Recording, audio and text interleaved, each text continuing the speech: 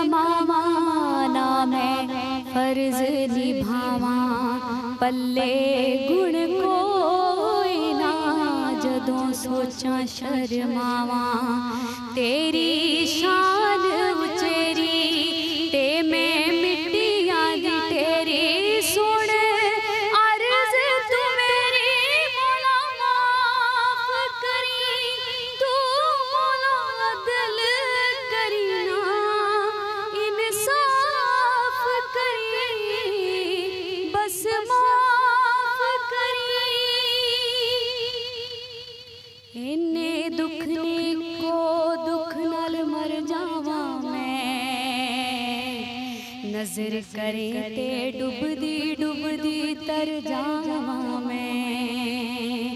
इन्ने दुख ने को दुख नाल मर जावा मैं, नजर करे ते डुबदी डुबदी तर जावा मैं। की करा कोई राह नजर ना आवे मैनू,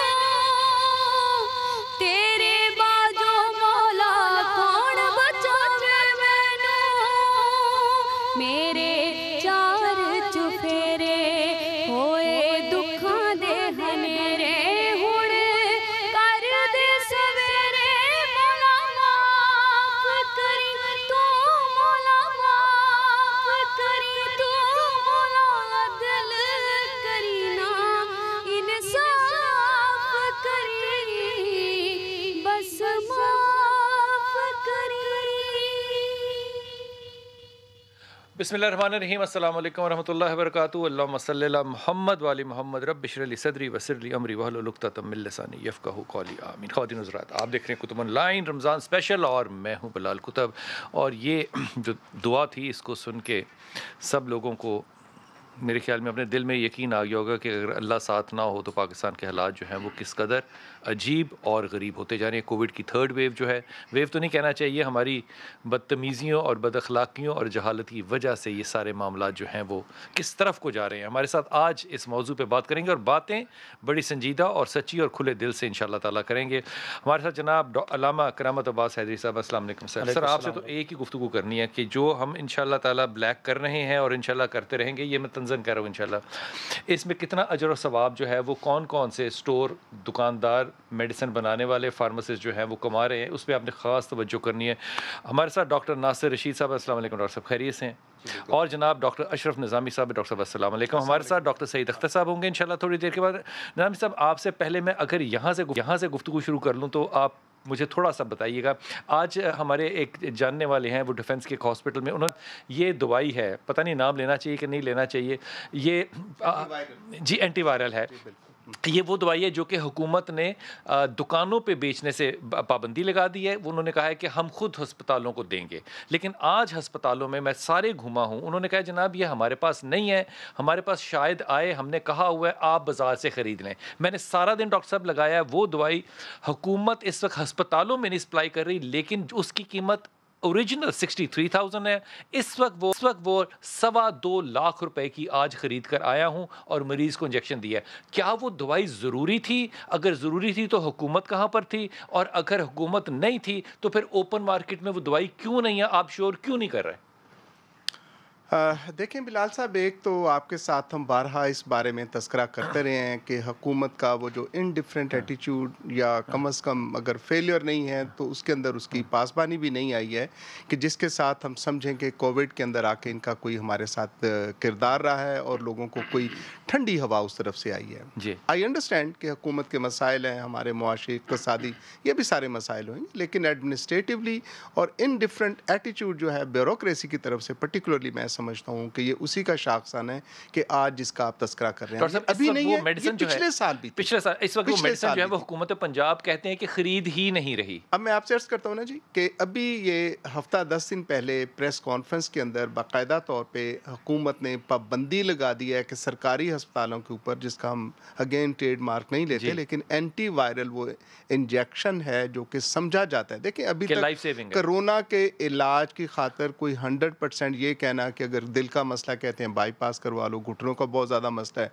हम कहते हैं जी घुटने तब्दील करवा लो। तो इसके लिए कोई मुसद्दका इलाज तो अभी ऐसा सच नहीं है कि हम कहें, लेकिन ये चीज़ अभी सामने आई है कि कोरोना की खातर वो लोग जो अग्रेसिव इलाज करते हैं उनके अंदर बेहतर नतीजे आए हैं, लोगों की ज़िंदगी ज़्यादा बेहतर तरीके से बच गई है। जो शुरू के दिनों में इलाज शुरू कर देते जी हैं, बिल्कुल, वेट नहीं अब हुकूमत जी वेट नहीं करना चाहिए। मतलब मैं कम से कम उसी स्कूल ऑफ थॉट को समझता हूँ कि वो बेहतर स्कूल ऑफ थॉट है जो इंतजार नहीं करता कि ये ऐसा होगा तो हम तो फिर मैं ऐसे फिर मेडिसिन करेंगे। शुरू करूंगा। ठीक, शुरू से ही डे वन से अगर aggressively, certainly under different conditions and controlled लेकिन कंडीशंस, डॉक्टर साहब अगर दवाई है ही नहीं तो जी क्या बिल्कुल। करें?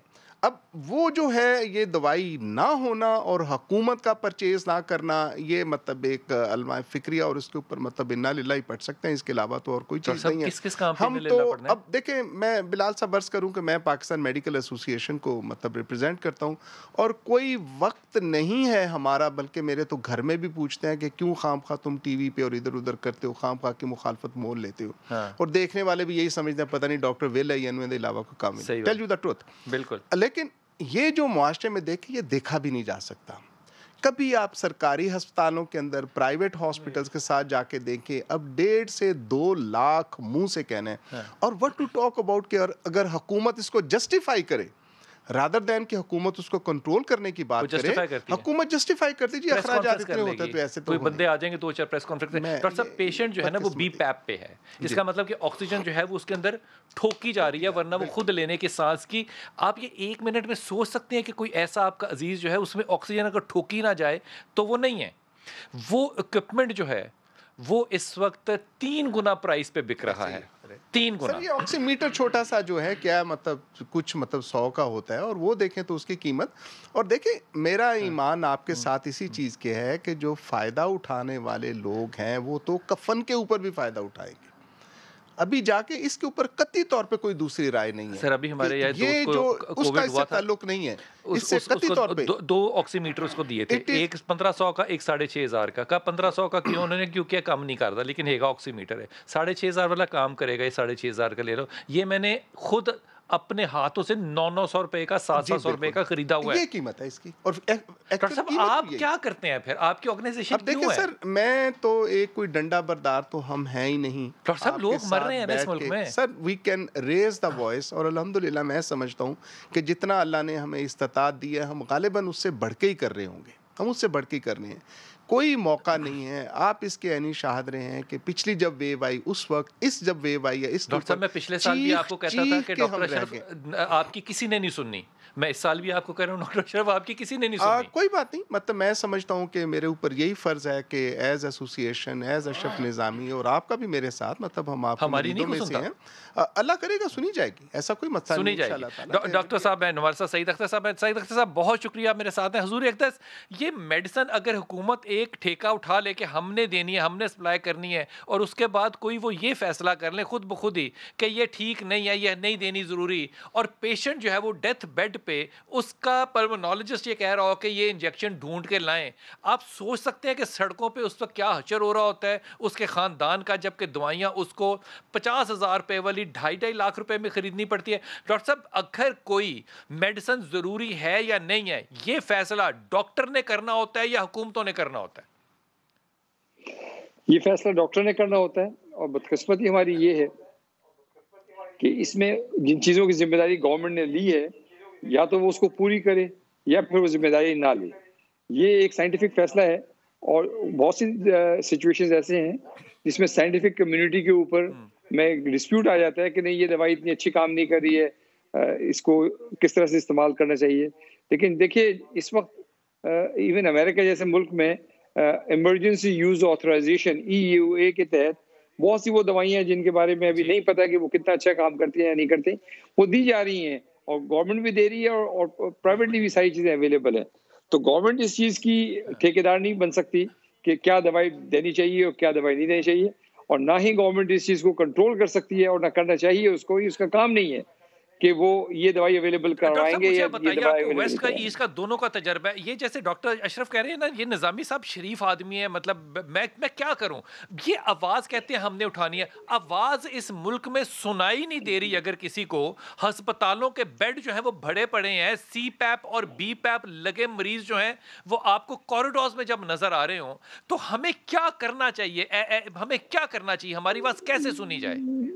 देखिए, 2-3 चीजें हैं।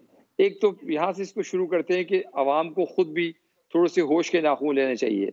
लेट्स एग्री कि हमें पब्लिक ने कोई बहुत जिम्मेदार पब्लिक होने का मुजाहरा नहीं किया, और फिर वही एक तकलीफ से गुजर चुके हैं, उसमें भी कोई बहुत अच्छा बिहेव नहीं किया, और अब अभी भी कम से कम टाइम है कि हम अपने बिहेवियर्स को चेंज करें। और जो भी प्रिवेंटिव मेजर, मैं बार बार ये बात कहता हूँ कि डिस्पाइट द वैक्सीन, अभी भी जो प्रिवेंटिव मेजर्स हैं वो हमारा मेन स्टे है इस वबा से डील करने का। और प्रिवेंटिव मेजर में भी अगर सिर्फ हम मास्क पहनना शुरू कर दें, अपने आप को थोड़ा सा डिस्टेंस कर लें, तो बड़ी हद तक हम इस पर काबू पा सकते हैं। Number 2, government has completely failed to procure vaccine. मतलब ये मुझे देख के रोना आता है कि हमारी गवर्नमेंट वाहिद गवर्नमेंट है शायद दुनिया के अंदर जिन्होंने वक्त पे, जबकि दवाई ऑर्डर की जा सकती थी, उन्होंने ऑर्डर ही नहीं की उसको, और नतीजे ये है कि अब हम धक्के खाते फिर रहे हैं, कभी इधर से भीख में, कभी उधर से भीख में, कहीं इधर से मिल जाएगी, उधर से मिल जाएगी, चाइना ने दे दी, लेकिन we have not actually procured. और इसमें मतलब इसमें ट्रेजेडी की बात मुझे ये लगती है कि हम इवन भूटान और नेपाल और मतलब क्या बात करें आप कि हम एक न्यूक्लियर कंट्री हैं, इनसे भी पीछे रह गए।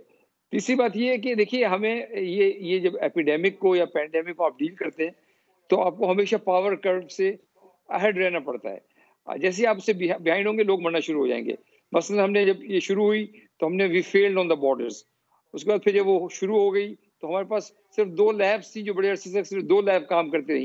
यानी हमने प्रिवेंटिवली किसी भी चीज़ को ये सोचा कि हमको पहले से पहले इसकी इस्तिताद को बेहतर करना चाहिए। इवन आज कल के ज़माने में भी 40-50 हज़ार test per day is not acceptable. मतलब 1 लाख, 1.5 लाख, 2 लाख टेस्ट कम से कम होने चाहिए दिन में, ताकि लोगों को पता चल सके, हॉटस्पॉट्स को ढूंढा जा सके और फिर उनको सील करके और मर्ज को काबू पाया जा सके। आपका पैगाम पहुंचा। ये जो नाखून वाली बात की ना आपने, होश के नाखून की, होश के नाखून कौम कैसे ले, जबकि आपका अपना मिनिस्टर जो फेडरल है वो ये कहे कि जल्दी जल्दी शॉपिंग ईद की कर लें, फिर हम लॉकडाउन करने वाले हैं। तो होश के नाखून मुझे नहीं पता किसको लेने हैं, फेडरल गवर्नमेंट को लेनी है या पब्लिक को लेने हैं? पब्लिक तो फिर जाएगी ना बाजारों में शॉपिंग करने के लिए। लेकिन मैं वापस आऊंगा, डॉक्टर साहब मेरे साथ रहिएगा।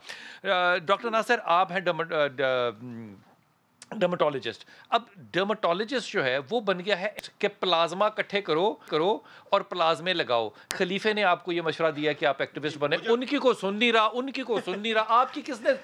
यार मुझे खुद कोविड हुआ पिछले मंथ और मैं उससे गुजरा हूँ। हाँ। और बहुत खौफनाक डिजीज़ है, अल्लाह ने मुझे उससे निकाला।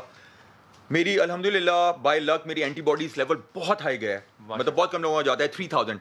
माशाल्लाह। ठीक है, तो मैंने उसके बाद मैं ब्लड डोनेशंस का भी प्रेसिडेंट रहा हूँ कॉलेज में, आई वाज स्टूडेंट सोसाइटी थी, तो मैंने प्लाज्मा डोनेट करना शुरू किया। मुझे पहली कॉल आई, एक बहुत बड़ा ग्रुप बना हुआ है वॉलंटियर्स का, कोविड वॉरियर्स। वो लोग बिल्कुल वॉलंटरीली जो है ना वो प्लाज्मा अरेंज करके देते हैं।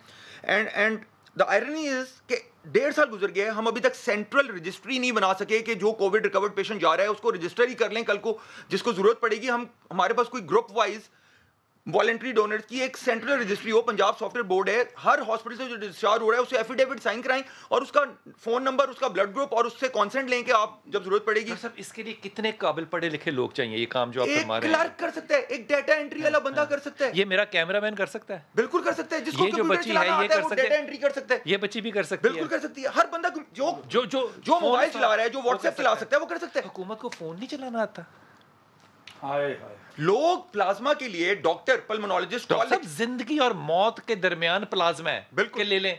लास्ट स्टेज है ना, प्लाज्मा इज लास्ट स्टेज। जो दूसरा इंजेक्शन आप अभी बात कर रहे थे, उसके भी बाद वो भी लग जाए तो उसके बाद प्लाज्मा लगता है। और प्लाज्मा नहीं है, और प्लाज्मा है भी, देने वाले लोग भी हैं, लेकिन जो लेने वाला है और जो देने के लिए उनकी कोऑर्डिनेशन। बिल्कुल ऐसी बात है, ज़कात देने वाले हैं, ज़कात देनी कहाँ पर है ये पता नहीं चलता। डॉक्टर साहब मुझे ये बताइए कि इस वक्त पाकिस्तान में, लाहौर में, डॉक्टर साहब कहीं पे हमारा कोई फेडरल या प्रोविंशियल या कोई प्राइवेट ऐसा अदारा है जो कोविड पेशेंट्स के स्टैटिस्टिक्स को, डेटे को इकट्ठा करके उनके प्लाज्मा बैंक बनाए? ये ABCD हैं जनाब, यहाँ से आके लें और अपने बाप को, माँ को, भाई को, बहन को बचाएं, उसको ज़िंदगी दें। कोई चीज़ है नहीं है। फेसबुक के ऊपर पोस्ट आ रही है, व्हाट्सएप पे आ रही है, मुझे भी फेसबुक पे पोस्ट आई, मैंने इमीडिएट रिस्पॉन्ड किया, वो बिल्कुल दैट पेशेंट रिकवर्ड अल्हम्दुलिल्लाह, लेकिन अल्लाह की तरफ से उसकी लिखी हुई थी मेरे पे, मैं उस वक्त अवेलेबल था, ठीक है। तो और फिर लोग, बहुत सारे लोग ऐसे हैं जिनको अवेयरनेस नहीं है, जब डिस्चार्ज कर रहे हैं आप उनको अवेयर करें कि आपकी एंटीबॉडीज ये हैं और आप किसी की जान बचा सकते हैं, और उनको एट ईज करें कि कुछ नहीं होता। नासिर, आप पता किस चीज़ की बात करें, पिछले साल के शुरू में कराची से डॉक्टर साहब ने कहा था जनाब ये प्लाज्मा शुरू करें, पुरानी रॉकेट साइंस है, कोई नई साइंस नहीं है, जो पेशेंट रिकवर कर जाता है उसकी एंटीबॉडीज को लें और जो बीमार है उसके अंदर ठोकें। इस कितना मुश्किल काम है डॉक्टर साहब ये। और प्लाज्मा बार बार दे सकते हैं, मैं 1 महीने में 2 दफा दिया है मैंने। हुन 22 करोड़ आवाम कल्ला लड़े अशरफ साहब, खुदा का वास्ता है, कितना खून निकलता है एक डोनेशन में? आप 1000 ml दे सकते हैं और 28 दिनों के बाद फिर दोबारा दे सकते हैं। 28 दिनों बाद, हाँ, यानी कि आप हर महीने दे सकते हैं। अच्छा, फिर ये नेकी है एक किस्म की, और इस नेकी की बहुत शॉर्ट विंडो है। अगर आप किसी को देना चाहते हैं, आपकी एंटीबॉडीज ड्रॉप करनी शुरू कर देंगी। The moment you recover with in 10-15 days आपकी एंटीबॉडीज ऊपर जाती हैं और 2-3 महीने में फिर नीचे आएंगी, तो वो आप नेकी कर जाएं, फिर खत्म हो जाएंगी। डॉक्टर साहब आप आवाज उठाएं, मैं मतलब कमाल काम हो गया इसकी आवाज नहीं sir, we did it practical. Mayo hospital में इत्तेफाक से हमारे मेहरबान थे और वहाँ पे मैंने ये रिक्वेस्ट की कि कंपल्सरी तौर पे कि जो पेशेंट भी वहाँ पे दाखिल होता है, और पता है ना सबसे बड़ा सेंटर मेयो हॉस्पिटल है पंजाब के अंदर, तो जो भी जाए उसका ब्लड ग्रुप, चूंकि प्लाज्मा एक बंदे का ए वाले का सी को नहीं लगाते, तो दैट इज द मैचिंग उसके साथ होनी चाहिए, तो वहाँ पे कुछ किया भी।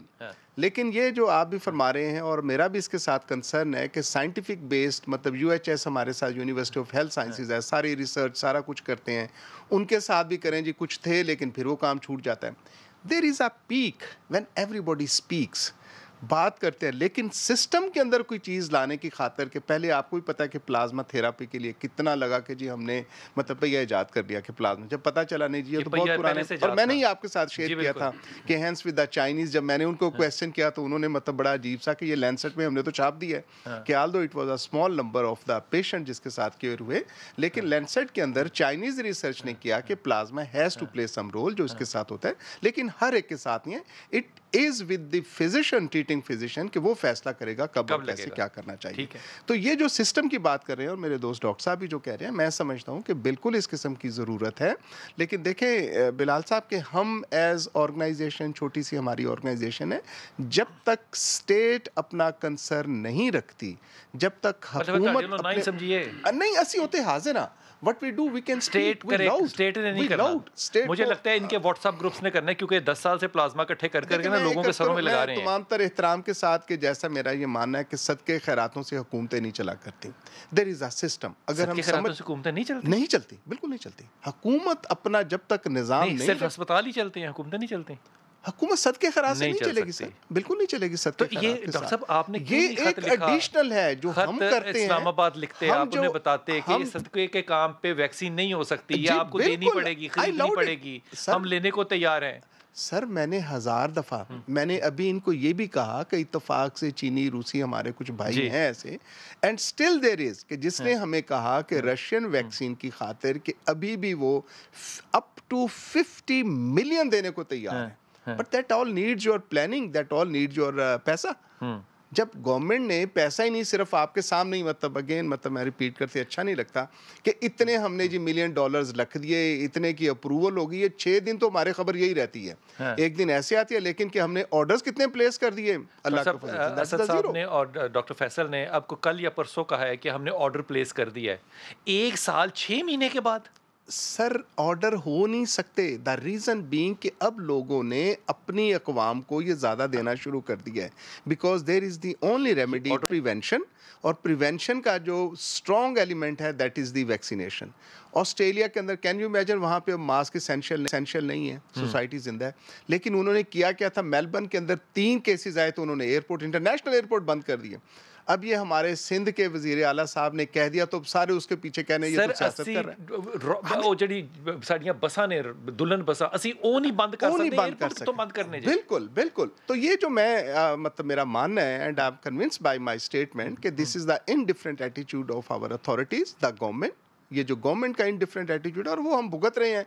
अभी आपने देखा पहले तफ्तान बॉर्डर से था, अब ब्रिटेन जो आया ब्रिटिश के साथ, वी वर ओपन आर्म्ड के हर बंदा जो आता है आए थे जब भी पावे जिमें ऐसे वैसे मिलने हैं रोज, जब भी पाके बाहरों भी कोई आवे थे, जब भी पावे वो इंग्लैंड से भी आ रहे थे तो जब डाल के जेल में भेजा, और B117 हमने यहाँ पे इंपोर्ट कर लिया। जाऊंगा वापस आऊंगा और अलामा साहब से पूछूंगा कि हुजूर वो मदीने की रियासत जो कि इंशाल्लाह ताला हम बनाने जा रहे हैं, उसमें अगर हुकूमत अपनी जिम्मेदारी जिंदगी और मौत के बारे में नहीं उठाने को तैयार, या इनकॉम्पिटेंट है या इररिस्पॉन्सिबल है, मैं क्या यकीन करूं? इन दोनों में से दोनों ही खतरनाक लफ्ज है। वक्त लीजिए, वापस आते हैं।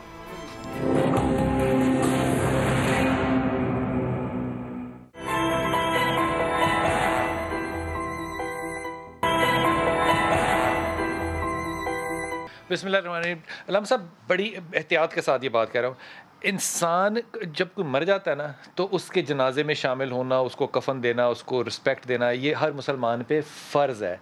ज़िंदा इंसान के लिए क्या ये फ़र्ज़ हुकूमत का, मेरा और आपका और डॉक्टरों का नहीं है कि वो सही मशवरा दें, वो सही वक्त पे फ़ैसला करें, वो दुनिया में जो फैसिलिटीज़ अवेलेबल हैं वो करें, और उसके बाद रियासत मदीना बने या ना बने, वो खुद ही बन जाएगी। अगर ये भी नहीं कर सकते और रोज़े भी पूरे रखने हैं, ज़कात भी देनी है, तो बहसियत कौम हम झूठे हैं, इनकॉम्पिटेंट हैं, या मैं मुनाफिक का लफ्ज़ इस्तेमाल नहीं करना चाहता।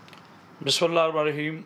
बड़ा अहम सवाल किया। मैं एक जुमले से आगाज़ करना चाह रहा हूँ। शाह साहब क़िबला, मेरे प्यारे मसीहा भी तशरीफ़ फरमाए।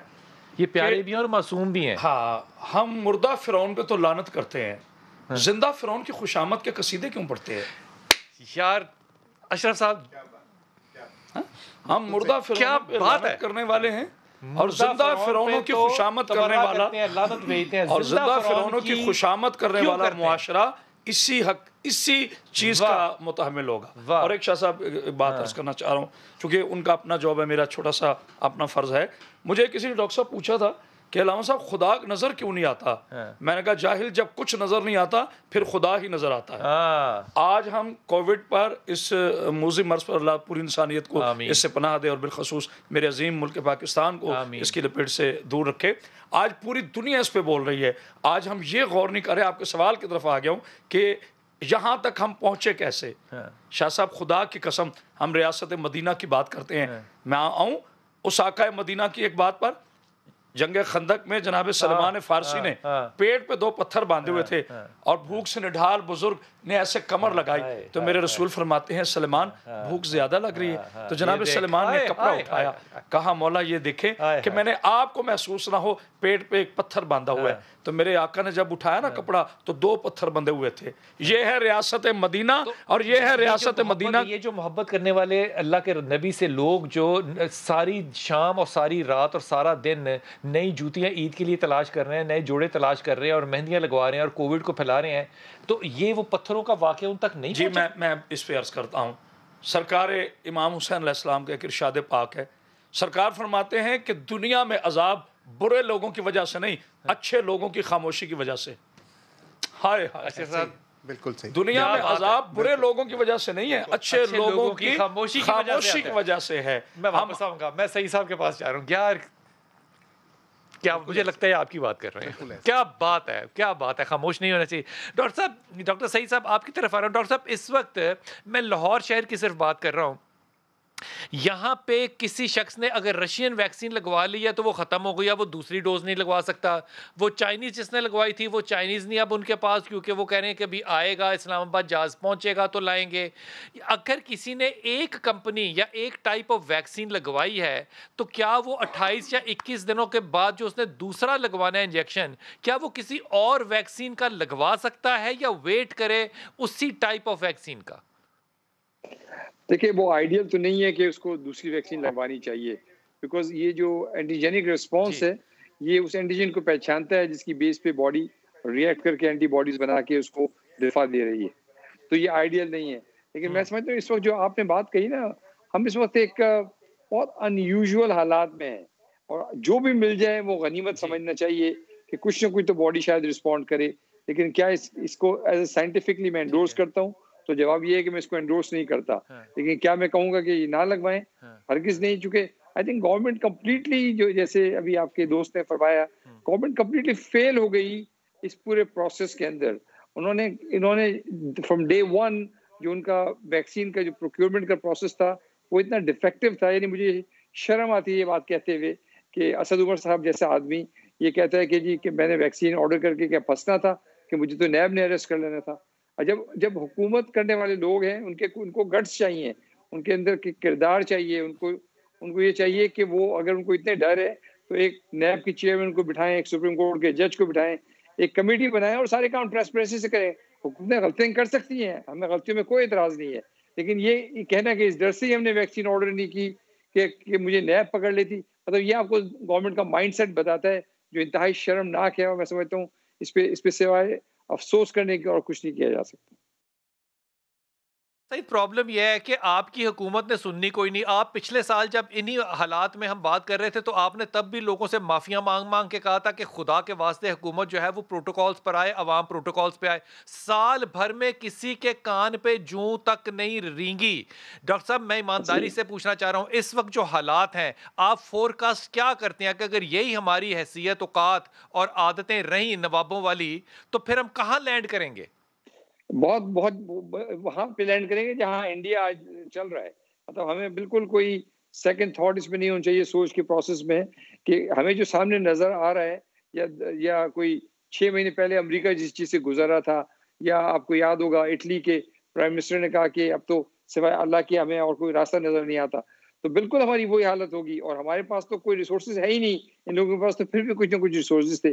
गवर्नमेंट को चाहिए कि अभी भी अपने डिफरेंट ये बात नहीं है कि हमारे पास रिसोर्सेज नहीं है, हमारे पास रियासत भी नहीं है, अक्लमंदी भी नहीं है, ईमानदारी भी नहीं है, खलूस भी नहीं है और अकल भी नहीं है।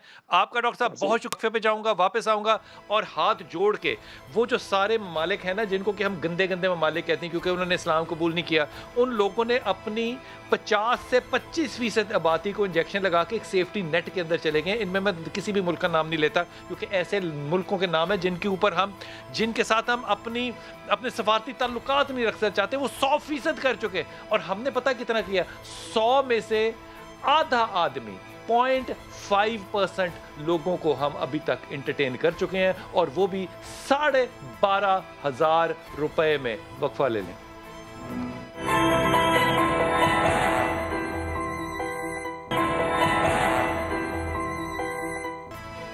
बिस्मिल्लाहिर्रहमानिर्रहीम। इस वक्त डॉक्टर नासिर आप जिस मर्जी मेंबर से बात कर लें, लामा साहब से बात कर लें, या आपको ना तकरीबन कुछ 17 घंटे का ना एक लेक्चर दे सकते हैं कि कीमतें कम करने का, मुनाफा लेने का, गीली और खुश्क का क्या क्या फ़र्क होता है।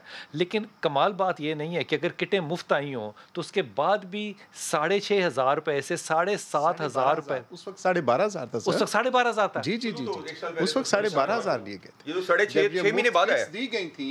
तो उस वक्त जो टेस्ट कर रहे थे मुफ्त किटों के पहले 12,500 थे। 12,500 और एनजीओ जी बिल्कुल पीसीआर टेस्ट ये बाद 6.5 का है। अब ये 6.5 और 5.5 किया गया है, पहले 12,500 था इसका। तो हुजूर अक़दस ये इस्लामाबाद की क्या मतलब बरकत है? वहाँ पे किसका मज़ा है? कल गया हुआ था एक काम से, तो वहाँ पे अच्छी ब्रांडेड लैब्स जिस तरह की हाई क्लास लैब्स एलीट जहाँ पे जाते हैं 2,700 रुपए से 3,500 रुपए के बीच में टेस्ट हो रहा है और डिस्प्लेड रेट है। तो यहाँ पे क्या प्रॉब्लम है कि 6,500 और 7,000 और 5,500 से 7,000 कर रहे हैं आप? गवर्नमेंट की रेट है उसको खत्म करें। देखें पिछली गवर्नमेंट ने 600 आदमी को गरीब करें। आप कैसी बात करें हुजूर अक़दस? माफी के साथ मैंने जिंदगी में कभी नून को वोट नहीं दिया, लेकिन ईमानदारी इसके बात कह रहा हूँ, आप इस पे डिसएग्री करें मेरे साथ। उसने 90 रुपए टेस्ट का रेट तय किया था और जो नहीं करता था उसको डंडे मार के पुलिस ले जाती थी कि ये डेंगू का टेस्ट 90 रुपए का करना है और उसी स्टैंडर्ड पे करना है। और आज भी हो रहा है। और हॉस्पिटल्स ने, आला तरीन हॉस्पिटल्स ने अपने रिसेप्शंस पे लिखा हुआ था ये हुक्म आज भी चल रहा है और अभी भी डिस्प्लेड है वो 90 रुपए, अभी भी पेपर लगा हुआ है। अगर वो हो सकता है 90 रुपए का, डॉक्टर साहब अगर वो 90 रुपए का हो सकता है तो ये 7,500 और 8,000 का क्यों है? देखें सर, मैं एक अर्ज करूं, जब हुकूमत खुद तिजारत शुरू करेगी ना, जब उनके खुद वेस्टेड इंटरेस्ट वहाँ पे मौजूद होंगे तो चीज़ें ठीक नहीं हो सकती। आपके साथ जो मैं अर्ज़ कर रहा था कि 12,500, अब ये मोतबर किस्म के वो इंस्टीट्यूशंस हैं जिनको फ्री किट्स मिली थी। हम नाम लेते भी डरते तो नहीं मैं, लेकिन वैसे ही चूँकि लोगों का एक तासुर बना हुआ है एक नेकी का और सदका खैरात वाले का, तो मैं जानबूझ के उसका नाम ले, डज नॉट मीन बाई कि मैं नाम लेते को डर रहा हूँ या ऐसी चीज़ है। तो उन इंस्टीट्यूशंस ने ये पैसे बनाए जिनके खैराती अस्पतालों ने जिनको हुकूमत ने आगे 12,500 जी, उस वक्त हमारे पास चूँकि कैपेसिटी नहीं थी, गवर्नमेंट के पास लेबॉरेटरीज नहीं थी, वो लेबॉरेटरीज वहाँ मौजूद थी, तो उनके मौका दिए फ्री किट्स के आप टेस्ट कर दीजिएगा। अब उन्होंने जो मेहरबानी की वो 12,500 रुपये का टेस्ट किया, जो आज 6,500 फिर हुकूमत ने करने के साथ किया, और ये भी जैसे डॉक्टर साहब फरमा रहे हैं कि वो ज़्यादा है, तो that has to be. Doctor साहब मुझे ये बताइए कि क्या अथॉरिटी और ऑथेंटिसिटी है इन टेस्टों की? हाँ सर, दूसरी चीज़ ये कि पीसीआर टेस्ट इस वक्त 60% से ज़्यादा एक्यूरेसी नहीं है। मेरे अपने बेस्ट फ्रेंड के साथ परसों हुआ, उसकी वाइफ का सी सेक्शन था, डॉक्टर ने कहा कि मैं नहीं करूंगी, लेके आओ कोविड रिपोर्ट। उसने कराया बड़े ब्रांड से, यही maximum highest charge PCR test जो होता है लाहौर में, पॉजिटिव आया। मैंने उसको कहा यार तुम परेशान ना हो, ये जाओ इधर भी कराओ इधर भी कराओ, 3 लैब्स, बाकी दोनों लैब्स भी दिया नेगेटिव, और एक से पॉजिटिव, 2 से नेगेटिव। ऑपरेशन अल्हम्दुलिल्लाह उसका सुबह को हो गया, वरना वो तो रुल गया। अच्छा डॉक्टर साहब, ये बात क्या सच है कि पंजाब हुकूमत के लोग जो हैं वो टेस्ट लेने आपके घर तशरीफ ले आते हैं, लेकिन इसके बाद रिपोर्टें लेने के लिए आपको अपनी जिंदगी भर इंतजार करना पड़ता है? लोग समझते हैं सुनी से नहीं बातें हैं। मैं अपना आपको बताता हूँ, मुझे एक्सपोजर हुआ, मैंने अपने जितना बजट था मैंने अपने फैमिली मेंबर से करा लिया, लेकिन मैं काफी ज्यादा एक्सपोज हुआ क्योंकि मेरे एसिम्प्टोमेटिक था शुरू में। तो मैंने कॉल किया इनकी हेल्पलाइन पे, बहुत अच्छा स्विफ्ट रिस्पांस था, with in half an hour पूरी टीम पिकअप में आ गई, और वो जो हमारे सर्वेंट्स थे और उधर मोहल्ले में जहाँ मैं मिला, वो सारे जो लोग बाहर खड़े होते थे उनको सबके स्वैब्स लेके गए, लेकिन आज 1.5 महीना हो गया मुझे रिकवर होकर, उनकी रिपोर्ट्स नहीं आई।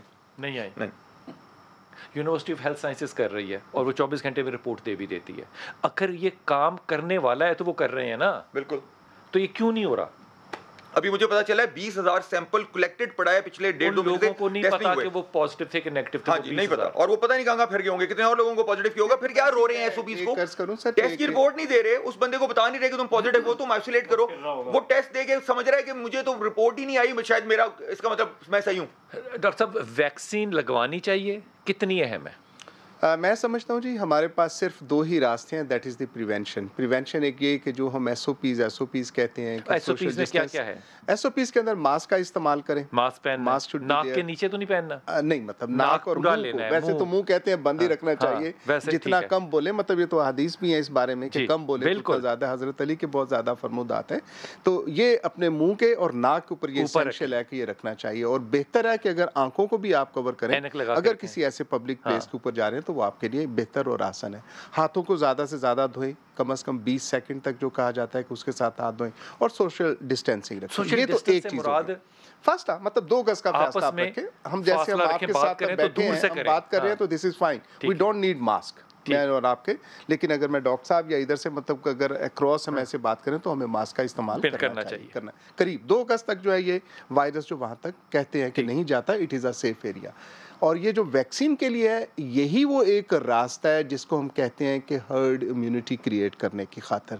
हर्ड इम्यूनिटी इसी तरह से पैदा होगी, और जैसे मैं आपसे शेयर कर रहा था कि ऑस्ट्रेलिया ने मतलब वहाँ पे खोल दिया है, न्यूजीलैंड ने खोल दिया है, कि वहाँ पे इजराइल ने खोल दिया। इजराइल के अंदर मतलब कोई मास्क की कोई इस किस्म की ज़रूरत नहीं है, बिकॉज दे हैव ऑल ये लगा चुके हैं अपनी जो वैक्सीन है, लोगों को कर चुके हैं। और भी दुनिया में बहुत से ममालिक हैं जिन्होंने 60% अपनी जो है पॉपुलेशन उसको लगा ली, और उससे बेहतर होगी। मैं एक आपके साथ बिलाल साहब के ये जो हम लॉकडाउन और हुकूमती रवैये और अवामी रवैये, आप भी कहते हैं कि अवाम नहीं सीखती, अवाम नहीं सीखती, वेयरएज मेरा ये मानना है कि अवाम इनोसेंट और अवाम सीखती है और अवाम बिहेव करती है। ठीक, कन्फ्यूशियस था चाइनीज एक फिलोसोफर, उसने कहा था कि ये हवा जो है ये गवर्नमेंट की मानिंद है, और जो अवाम है ये उस घास की मानिंद है। जैसे हवा चलती है उसी घास बिहेव करती है। और मैं इसके लिए मतलब इसको स्ट्रेंथन करूंगा इसके लिए कि जब हमारी फर्स्ट वेव यहाँ पे आई थी, रिलीजियसली हर बंदे ने उसके साथ इसके ऊपर अमल किया था, लॉकडाउन के ऊपर। और मैं ये पूछना चाहूँगा मतलब ऑनरेबल प्राइम मिनिस्टर और आपके कप्तान साहब जो कहते हैं कि मईशत और मुआशियात के ऊपर बड़ा वो तस्करा करते हैं, कितनी थी जिसके साथ कि हमारे साथ शरामवात बढ़ गई थी? क्या कोई भूख से मरा था? नहीं, नन। और आज जबकि रमज़ानुल मुबारक का महीना है और हम समझते हैं कि इसके अंदर लोग जो सारी करते भी हैं, खुदा तरसी भी करते हैं, शेयर भी करते हैं अपने अजीज़ों कारब के साथ, तो मैं समझता हूँ कि आज अगर हुकूमत, और एक मैं बड़ी दुखती हुई आपसे बात शेयर करना चाहूँगा कि इन्हीं दिनों के अंदर लास्ट ईयर 800 और कुछ थे हमारे पास केसेस, आज हमारे पास 86,000 केसेस हैं। 86,529 गवर्नमेंट रजिस्टर्ड हैं जो एक्टिव केसेस हैं, और अभी तक हम 8,000 थे ना, अब 90,000 हैं। 839, 800 839। वो जो लास्ट रमजान में हमारा पैनिक बटन ऑन था वो 800 पे था, जी बिल्कुल 90,000 है। दैट इज द रीजन जो कि हम कहते हैं ना कि अल्लाह की मेहरबानी, यकीनन हमारे साथ अल्लाह की जात का करम है और हर हालत में करम रहता है। मेरा तो ये मानना है परवरदिगार का हमारे साथ करम रहता है, उनका साया, उनके सदके हमारे ऊपर करम रहता है, इससे कोई दूसरी बात नहीं है। लेकिन उस वक्त हमने चूंकि ये सारे किए थे, हमने लॉकडाउन किया, लोगों के रवैये हुकूमत ने किया, हमारी लॉ इन्फोर्समेंट एजेंसीज ने वहाँ पे किया, and that it was there. और वही जो मैंने आपसे शेयर किया कि government has is like a मतलब वेव जो हवा का है और बाकी हम मासूम घास हैं, जैसे हवा चलेगी वैसे हम देखेंगे, वैसे ही आएंगे। मुफ्ती ज़ुबैर है मेरे साथ। मुफ्ती साहब बहुत शुक्रिया, मेरे साथ हैं, बहुत शुक्रिया। हुजूर एक इस वक्त अगर मैं एग्जांपल लूँ तो सऊदी अरब मेरे लिए बहुत बड़ी एग्जांपल है। अपने SOPs जो हैं वो हरम के अंदर कैसे ऑपरेट कर रहा है। जाहिर है वो एक लिमिटेड लोगों को अंदर लेकर जाते हैं, बाकी सारे लोग लाइन बना के बाहर खड़े रहते हैं। फिर उन्होंने कहा जनाब इर्तिकाफ के अंदर कोई नहीं बैठेगा मस्जिद के अंदर, जबकि हमारे यहाँ जो लोग हैं वो इर्तिकाफ में बैठेंगे भी। सोशल डिस्टेंसिंग जो है वहाँ पे मस्जिदों में इन्फोर्स गार्ड्स के थ्रू करवाई जाती है। मुफ्ती साहब क्या हमारे यहाँ अब रमज़ान के आखिरी अशरे में जो SOPs हैं उनको ऑपरेट कराने के लिए हमारे उलमा किराम ज़हनी तौर पे और मतलब फिजिकली तैयार हैं? देखिए बिलाल भाई, बात यह है कि इस वक्त भारत में कोरोना ने कयामत ढा दी है। जी बिल्कुल। पाकिस्तान में इसके खतरनाक फैलाव का इंतहाई शदीद अंदेशा पैदा हो गया है। एहतियात न करने की सूरत में हमारे अस्पतालों के जो मुमकिन हौलनाक मनाजिर हैं उसके तस्वुर से ही दिल कांप उठता है। लिहाजा 2 काम फौरी और लाजमी करने चाहिए, तमाम एहतियाती तदाबीर पर अमल और औकात सहर व अफ्तार में गिड़गिड़ा कर दुआएं। और आज आपके प्रोग्राम में मैं ये कहना चाहता हूँ, तमाम तिब्बी, डॉक्टरी और एहतियाती तदाबीर को इंसानी और शरई फरीजा समझकर लाजमी इख्तियार किया जाए। इलाज तवक्कुल के खिलाफ नहीं है और एहतियाती तदाबीर शरीयत के खिलाफ नहीं है, बल्कि शरीयत का हुक्म और तकाजा है। मरीज और मशकूक मरज मुअम्मर अफराद घरों में नमाज पढ़े, बच्चों को मसाजिद में ना लाया जाए, उर्दू बयान को छोड़कर अरबी खुतबा जुम्मा पर इक्तफा करें, नमाजों की सुन्नतों, नवाफिल और तमाम के तमाम जितने भी वुजू का और सफाई सुथरे घरों में इसका एहतमाम करें। और जरूरी बात यह है कि ज़बानी सलाम पर इक्तफा करें। और नजरियाती कौंसिल में उलमा ने यहाँ तक भी कहा है कि अगर हुकूमत वक़्त मुसाफा और मुआने का हाथ मिलाने और गले मिलने को मना कर दे तो रुक जाना शरअन वाजिब होगा। वाह वाह वाह मुफ्ती साहब, एक तो नजरियाती कौंसिल में आपको मेंबर बनने की बड़ी मुबारकबाद हमारी तरफ से। दूसरी ये फरमाइए कि क्या नजरियाती कौंसिल इर्तिकाफ में भी कोई फैसला सुनाएगी या ये होगा वैसे ही जैसे कि होता था? नहीं, देखिए बिलाल भाई, एक बात मैं आपको बताऊं कि एहतिकाफ खुद आइसोलेशन की एक बेहतरीन सूरत है, उसमें डिस्टेंस का मसला नहीं होता। हमारे यहाँ जो मोतकफ बनते हरमैन का मामला अलग था, उसके अंदर तो बाकायदा कपड़ों के खाने नहीं लगाए जाते, वहां पर लोग इकट्ठे होते थे, इसलिए मना कर दिया गया। लेकिन हमारे यहाँ तो 10-10 फुट का फासला होता है, आइसोलेशन होती है, बिल्कुल अलग थलग होता है। हाँ, उसकी तादाद को महदूद किया जा सकता है, बाकी तमाम तदाबीर को इख्तियार करना चाहिए। और मैं आइम्मा मसाजिद से दरख्वास्त करता हूँ, इसको मजहब का मसला बनाकर शरई तौर पर इसका हुक्म अपने नमाजियों को बार बार तलकीन करके बयान करें। बहुत शुक्रिया, बहुत शुक्रिया। और आप जैसे लोगों को ही नजरियाल में होना चाहिए। आपको हमारी तरफ से बहुत मुबारकबाद। हजरत, मैं बड़ी ईमानदारी से बात कर रहा हूँ, खुदा की कसम तंजन नहीं कह रहा। हिंदुस्तान में जो वबा फैली है और ये जो बेड़ा गर्क उसका हो रहा है इस वक्त, वो हो रहा है उन मजहबी रवायतों की वजह से जिस पे सारा हिंदू जो था वो इकट्ठा होकर गंगा जमुना में जल लेने के लिए तशरीफ ले आया। अब वो सारा वापस फैल गया। अब लाख लाख मौत रोज रोज की हो रही है और 3 से 5 लाख पॉजिटिव केसेस रोज आ रहे हैं। अब ये चीज उनके कंट्रोल में नहीं है। यहाँ पे कितनी मौत हो रही है रोज की? 5-5 हज़ार मौत जो है वो रोज हो रही है, लाख नहीं। ये जो तरीका कार है कि हम मजहब को किसी भी सूरत में जस्टिफाई करना चाहते हैं कि नहीं, ये इज्तिमा प्रोटोकॉल के साथ होंगे और पक्के होंगे। जब एग्जाम्पल हो तो फिर फतवा कैसा होना चाहिए? देखिए भी मुफ्ती साहब ने भी इसी तरफ इशारा किया। हुजूर नबी करीम सल्लल्लाहु अलैहि वसल्लम, आका से बड़ा कायनात में ना कोई हकीम है, ना कोई मुबल्लिग है, ना कोई आलिम है, ना कोई फ़कीह है, जो खुद साहिब शरीयत, ना कोई था, ना है, ना होगा। गुजारिश है कि आपकी ज़िंदगी में, आपकी हयात तैयबा में हमें ये मिलता है कि एक आदमी आया और उसने कहा कि हुजूर मैं आपने कहा किस पे आए हो? कहा अपनी सवारी पे। कहा सवारी कहाँ है? कहा जी बाहर है। कहा तुमने उसको बांधा? कहा नहीं, मैं अल्लाह के तवक्कुल पे छोड़ा है। आपने कहा पहले उसका पाँव बांध, फिर ये कहे कि मैं अल्लाह के तवक्कुल पे छोड़ा है। तो ये दर्स हमें हुजूर ने दिया है, जब वबा फैल जाए तो उसकी एहतियात जरूरी होती है। इसको हम मजहब का मसला ना बनाए, इसको जिद्दत का मसला ना बनाए। नहीं, बात माननी आपने, गुजारिश सुन ले मेरी पूरी बात। एक वफद आया हुजूर पाक सल्लल्लाहु अलैहि वसल्लम के बाद आपकी बैत करने के, उसमें एक जजाम का मरीज था जिसे सियासता ने भी लिखा है और हमारी फिका में भी ये मौजूद है। तो आप सल्लल्लाहु अलैहि वसल्लम ने फरमाया कि तुम्हारी बैत हो चुकी, ताकि तुम्हारी बीमारी हाथ नहीं मिलाया, ताकि तुम्हारी बीमारी फैलाव में ना आए। अब मुझे बताएं, मेरे रसूल अल्लाह से बड़ा बीमारी में हाथ ना मिलाना सुन्नत हो गया कौन है? और जनाब अली अलैहिस्सलाम का एक फरमान सुन ले। आप फरमाते हैं इससे बड़ा और कोई रूहानी अजाब नहीं कि एक ही छत के नीचे मर्ज और कर्ज इकट्ठे हो जाए। इस वक्त बिलाल भाई जिस पोजीशन में हम खड़े हैं, हमारा अल्लाह वारिस है, हम अपने अल्लाह पर तवक्कुल और यकीन रखते हैं, अपने नबी पर यकीन रखते हैं। लेकिन अगर हमने एहतियात ना की, खुदा न खास्ता अगर हमने एहतियात ना की, तो हम भी उसी सिचुएशन में आ जाएंगे जहां इस वक्त अल्लाह ना करे भारत खड़ा है। क्योंकि मुझे ये समझ नहीं आती कि 10 फुट का फासला हो या ना हो, आप एक मस्जिद के हॉल के अंदर हैं और 15 लोग अगर वहां पे 10-10 फुट के फासले पे 10 दिन कट्टे हैं, तो आप इसको कैसे जस्टिफाई कर सकते हैं? नॉट जस्टिफिकेशन सर, इसमें मैं आपको फिर वही अर्ज करूंगा, साहिबान मेंबर, साहिबान मेहराब, हमारे डॉक्टर हज़रात भी इस पर बड़ा वर्क करें। अब हमें सब को मिलकर मिन हैसुल कौम, देखें वबा की एक लिमिट होती है। जब उलमा ही नहीं मानते तो लोग कैसे मानेंगे? वो हवा के साथ घास चलेगी। गुजारिश अकल का हादसा हो जाए तो मैं कह नहीं सकता जी, किसी की अकल का एक्सीडेंट हो जाए तो उसके बारे में मैं कह नहीं सकता। बाकी माशाल्लाह जो साहिबान इल्म हैं वो समझते हैं, मामलात को समझते हैं। तो हम दुनिया को एड्रेस करते हैं कि सरकार की सीरत आपके सामने है, आइम्मा तहरीन की सीरत आपके सामने है। इमाम रज़ा अलैहिस्सलाम का फरमान है कि जब वबा अपने उरूज पर हो तो अपने अल्लाह के सामने तशक्कुर पेश करो सजदों से। और मैं हाथ जोड़ के कह रहा हूँ बिलाल भाई, इस वक्त जो हालत है ना, डॉक्टर साहब ने बिल्कुल सही कहा, अल्लाह ना करे, खुदा ना खास्ता अगर यहाँ सिचुएशन हुई ना तो कफन के कपड़े ब्लैक होंगे, ये मैं आपको बता दूं।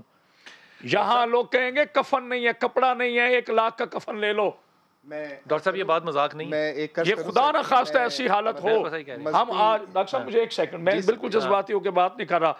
जिस कौम के सामने लाशें गिर रहे हैं और अब भी हम ज़ख़ीरा अंदोज़ी कर रहे हैं, ये वो वाली बात है मुसलमान मगर थोड़ी सी शराब पीता है मुसलमान मगर थोड़ी सी ज़ख़ीरा अंदोज़ी करता है मुसलमान मगर थोड़ी सी रिश्वत लेता है मुसलमान। तो ये कौन सा इस्लाम है भाई? मुसलमान हदीस रसूल ये कौन सा मुसलमान है? किस इस्लाम की बात कर रहे हैं? तो मुझे फिर जुमला कहने दीजिए, मुझे जुमला कहने दीजिए। मुसलमान उसे कहते हैं जो इस्लाम के अंदर हो, और मोमिन उसे कहते हैं जिसके अंदर इस्लाम हो। जब तक अंदर इस्लाम नहीं आएगा ना, उस वक्त तक ये मुआशरा सही नहीं होगा। डॉक्टर साहब, मैं तो एक छोटा सा अर्ज करूं कि अभी जो एतकाफ़ के बारे में है, मतलब मैं खाकसार क्या मजहबी अकायद, लेकिन मैं एक ज़रूर मेरा मानना है कि साइंस और मज़हब को थोड़ा सा हमें तफरीक रख लेनी चाहिए। और अल्लामा साहब ने भी जैसे फरमाया और दुरुस्त फरमाया कि जब आपके मुआलिज, आपके साइंसदान एक चीज़ कहते हैं तो मज़हब भी हमारा यही कहता है कि हमें उसके ऊपर अमल करना चाहिए। दुरुस्त।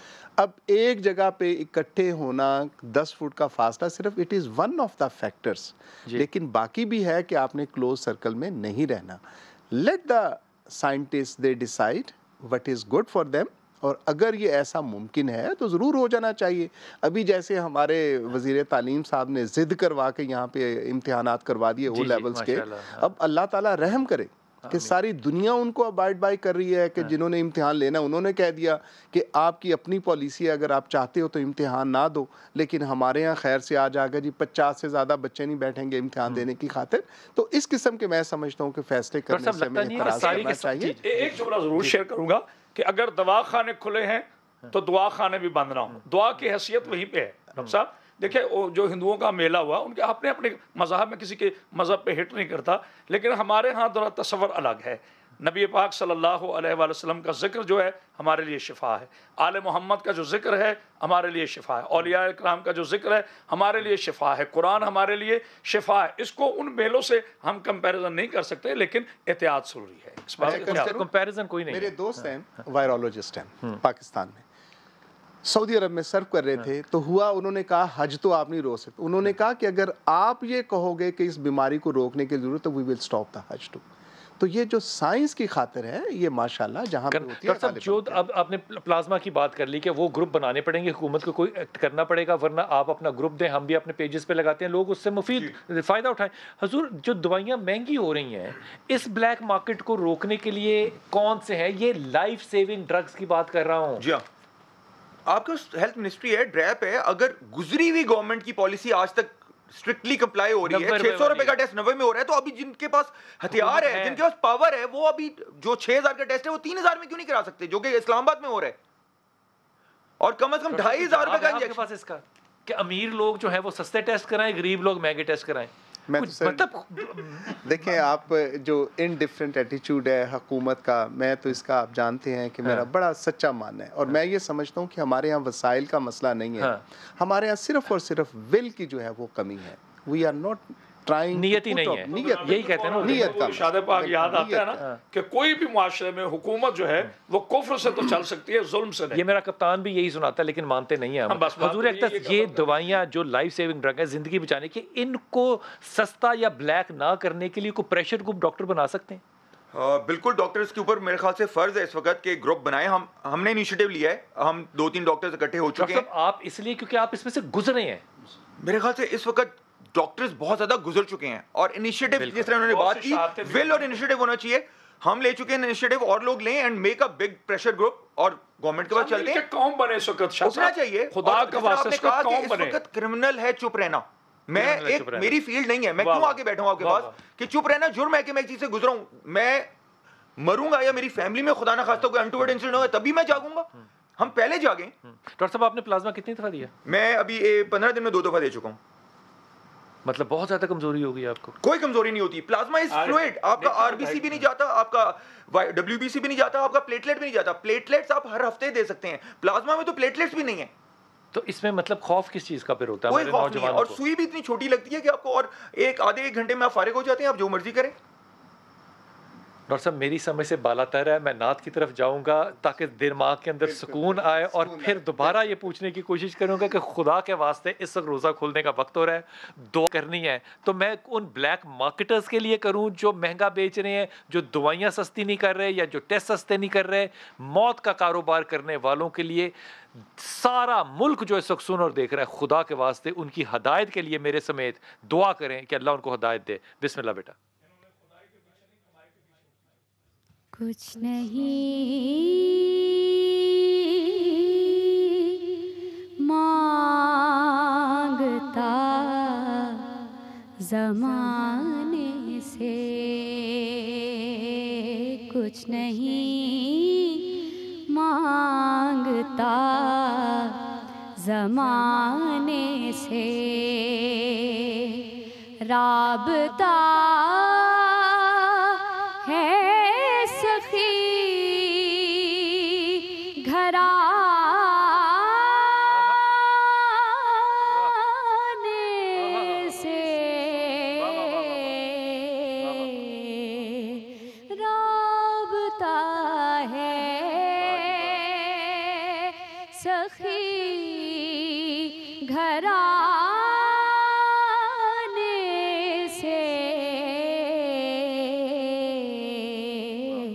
कुछ नहीं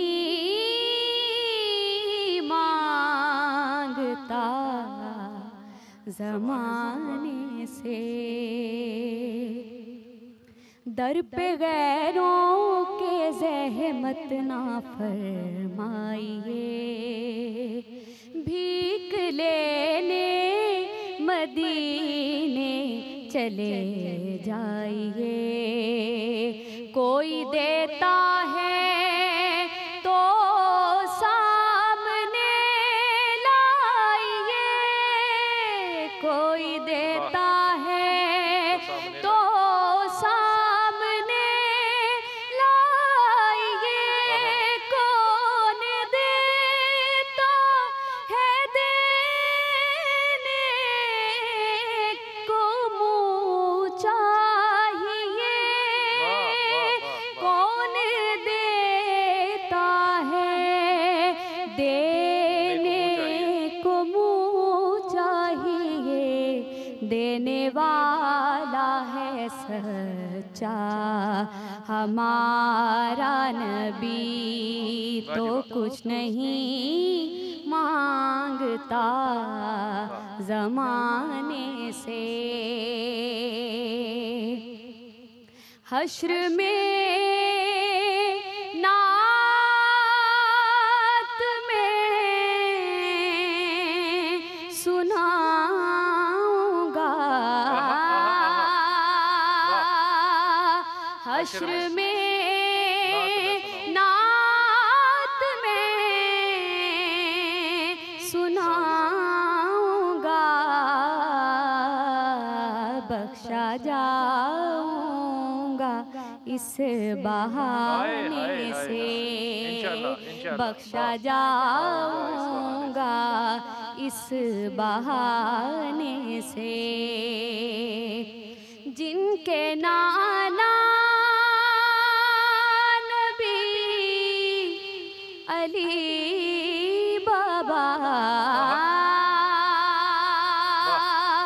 जिनके नाना नबी अली बाबा, मुझको निस्बत है उस घराने से, मुझको निस्बत है उस। बिस्मिल्लाहिर्रहमानिर्रहीम। पिछला जब कोविड का सेशन आया था तो इसके अंदर एक बहुत बड़ी जो हमने तब्दीली देखी, जो अनएक्सेप्टेबल भी थी और अनबिलीवेबल भी थी, वो ये थी कि चीज़ें मार्केट से लोगों ने ख़रीद के अपने घरों में स्टॉक कर ली थी। और ये मैं बात जो है निज़ामी साहब आपको देख के बता रहा हूँ कि मैंने इतने मास्क, इतने ग्लव, इतनी मेडिकेशन किसी के घर में देखी थी। डिफेंस फेज़ 5 की बात कर रहा हूँ कि उनके बेडरूम के अंदर जो मिरर लगा हुआ था वो मिरर नहीं नज़र आ रहा था, पहाड़ बना हुआ था चीज़ों का, कलेक्शन का। उसकी वजह से मार्केट में चीज़ें कम थी। इस दफ़ा मार्केट में चीज़ें हैं लेकिन वो ब्लैक हैं। अब ब्लैक वो नहीं चीज़ें हो रही जो मासूम सी हैं। जो मास्क है बेसिक वो 7 रुपए का 12 रुपए हुआ है, बहुत बड़ा नहीं हुआ क्योंकि पिछली दफ़ा ये 35 रुपए का भी हुआ था। इस दफ़ा जो क़यामत बर्पा हो रही है वो लाइफ सेविंग ड्रग्स पे हो रही है, ज़िंदगी बचाने वाली अद्वियात पे हो रही है। अब लोगों को पता चल गया है कि 4-5 रुपए नहीं कमाने, लाखों रुपए कमाने हैं। ये काम इस वक्त इस मुल्क में जो काबू कर सकता है वो सिर्फ हुकूमत और मेरा सोना कप्तान कर सकता है। अगर ये नहीं तो कोई नहीं। हुजूर अक़दस इस वक्त जो हालत जा रही है, हुकूमत को मशवरा देना है, अवाम को देना है, जो भी मशवरा देना है इस कैमरे में आपने देखना है और आपने मशवरा देना है और दुआ के साथ कि आपकी सुनी जाए।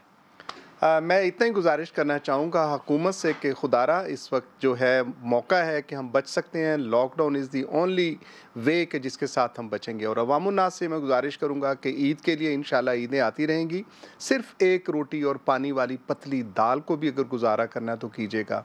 और ख़्याल रखिए अपना, अपने ख़ानदान का। यही हमारी बेहतरी है और इसी के अंदर हमारी बका होगी। आमीन। नासिर भाई जी, मेरी तो अपील ये होगी हुकूमत से कि वो जो ये कोविड का टेस्ट है, अगर पिछली हुकूमत का डेंगू का CBC टेस्ट 600 रुपए की जगह 90 रुपए में हो सकता है, तो ये 6,000-7,000 का टेस्ट जो है कम से कम 3,000 रुपए में होना चाहिए। और रिपीट जब आप एक पेशेंट 15 दिन बाद करा रहे हैं तो उसको और 50% कम होना चाहिए।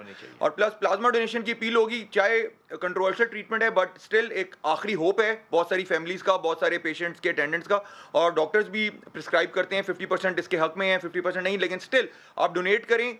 और सुंदर फाउंडेशन करें। आई थिंक कोई जब तक कोई रजिस्ट्री नहीं बनती सेंट्रल गवर्नमेंट की तरफ से, तो ये फाउंडेशन, सुंदर फाउंडेशन एक बहुत अच्छा प्लेटफॉर्म है जहां आप जाके डोनेट भी कर सकते हैं। अगर फिर आप डोनेट नहीं करना चाहते, उनके पास जाके अपना blood group contact number note करा दें कि किसी को जरूरत हो तो वहाँ सुंदर फाउंडेशन पे जो कॉल आए तो वो उनको कांटेक्ट कर लें। मैं दुआ करता हूँ आपकी सुनी जाए। अब मैं दुआ करता हूँ कि आपकी सुनी जाए। बिस्मिल्लाह। बस मैं तो अब अपील ही करूँगा कि इस वक्त मैं नहैसुल कौम, मेरे प्यारे पाकिस्तानी भाइयों, खुदा का वास्ता एक हो जाए। हर बंदा अपना किरदार अदा करे, डॉक्टर साहबान अपना करें, उलमा अपना, हर तबका फ़िक्र मीडिया कर रहा है। हर बंदे को एक किरदार पेश करना है, यकजा होना है इस मुसीबत की घड़ी में। अल्लाह का वास्ता, उसके हबीब का वास्ता रो के कह रहा हूँ, इकट्ठे हो जाएं। अब वक्त नहीं है, सोचने का वक्त नहीं, एहतियात और दुआ दोनों करने हैं। एहतियात इस बात की कि अल्लाह में इससे महफूज रखे, और दुआ इस बात की कि मेरा अल्लाह में बचाने वाला है। आले मोहम्मद का वास्ता दें, औलिया का वास्ता दें, रोएं, गिड़गिड़ाएं, साबका गुनाहों की मुआफ़ी मांगे और ज़ख़ीरा अंदोज़ी को छोड़ दो। क़यामत के रोज़ जिंदा रहोगे तो कमाओगे ना, जब जिंदा ही नहीं रहोगे तो कैसे? खुदा के वास्ते, खुदा के वास्ते, खुदा के वास्ते, बिस्मिल्लाह। बेकस पे करम कीजिए सरकार मदीना,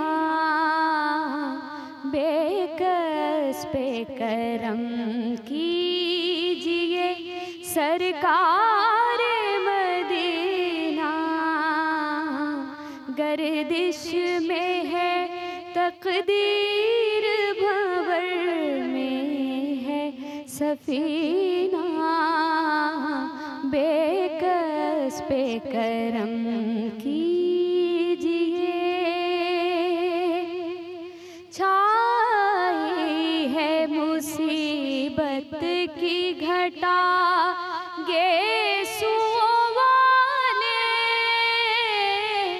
गेसुओं वाले, लिल्लाह मेरी डूबती कश्ती को बचा ले, तूफान के आसार हैं, दुश्वार है जीना, तूफान के आसार हैं, दुश्वार है जीना, गर्दिश में है तकदीर, भंवर में है सफीना, बेकस पे करम कीजिए।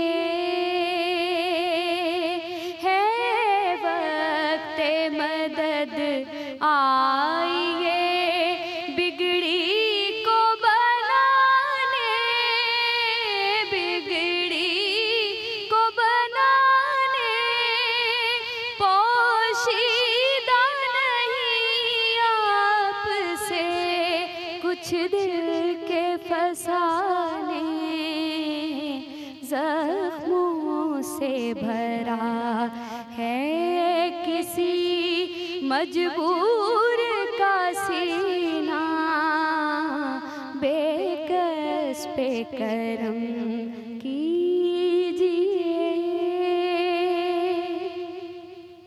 बहुत शुक्रिया, बहुत